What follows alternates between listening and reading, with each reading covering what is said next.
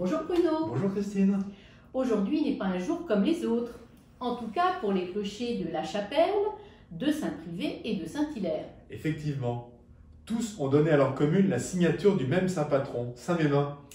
Faisant écho à la méditation que vous avez sans doute déjà entendue du Père Stéphano, Bruno et moi avons le désir de louer à notre manière ce moine fondateur de l'abbaye de Missy qui s'est éteint en 520.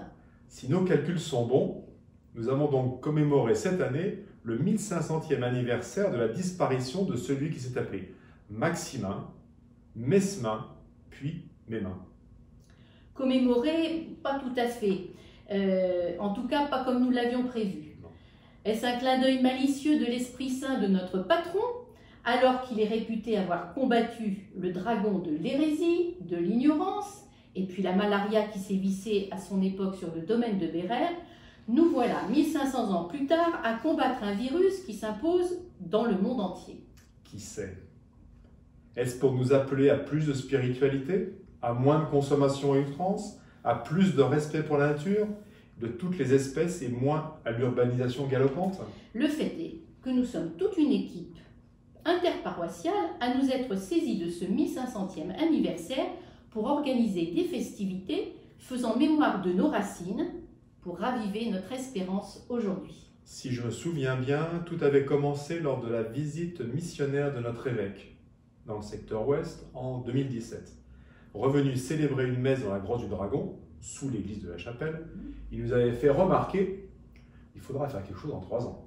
Et oui, et nous l'avons pris au mot, et sous la houlette de Luc Veillon, qui a toujours su passionner les jeunes de l'aumônerie en leur narrant l'histoire fantastique de Saint-Mémin, et avec la participation de notre assemblée paroissiale, nous avons un peu élucubré pour savoir comment moderniser le message de Saint-Mémin. Plusieurs belles idées sont sorties du panier. Monter un spectacle théâtral, reconstituer une traversée de la Loire reliant le Carmel de Missy à la grotte, brûler les dragons de nos vies dans un feu de joie, organiser un concours pour trouver le meilleur gâteau de Saint-Mémin. Rien que d'en parler, j'en ai l'eau à la bouche. Oui. Mais c'était sans compter sur l'intervention intempestive du Covid-19. Alors que tout était en bonne voie pour ravir les yeux, les papilles de nos amis du secteur ouest et d'ailleurs, les 13 et 14 juin dernier, la sortie du confinement n'est en fait arrivée qu'une semaine après, compromettant toute l'organisation. Et pourtant, j'en suis témoin et acteur également. Quel bel enthousiasme dans la troupe qui a répété les 5 scénettes de la véritable histoire de Saint-Mémin. Quel plaisir j'ai pris à enregistrer avec Fabrice les sketchs imaginés par Luc, mimés avec entrain par des bénévoles. Sans parler des superbes décors qui nous avaient été confectionnés par les compagnons du devoir et les costumes confectionnés à 80% par des couturières bénévoles et amateurs. Christine, sommes-nous là pour désespérer? Baisser les bras? Absolument pas. Comme pour bien des événements cette année, nous avons appris à faire autrement. Une première grâce nous a été offerte avec la réouverture de nos églises pour le premier dimanche de l'Avent. Ce qui nous a permis aussi, dimanche dernier, de célébrer une messe plus solennelle et présidée par Monseigneur Blacard, lors de laquelle a retenti le traditionnel cantique à Saint-Mémin. Sans oublier le détour incontournable par la grotte pour bénir l'autel où priait ce moine bâtisseur. Et puis, à défaut de gâteau, il me semble que les sœurs du Carmel de Missy ont imaginé quelque chose pour cet anniversaire. Et oui, et le voilà justement le fameux coffret qu'elles ont concocté pour cette occasion-là. Et que diriez-vous, chers frères et sœurs, justement au moment de Noël, d'offrir un cadeau plein de bonnes choses et de bon sens? Il est proposé au prix de 30 € et se commande par mail à carmelmissy@free.fr. Miam, miam, miam.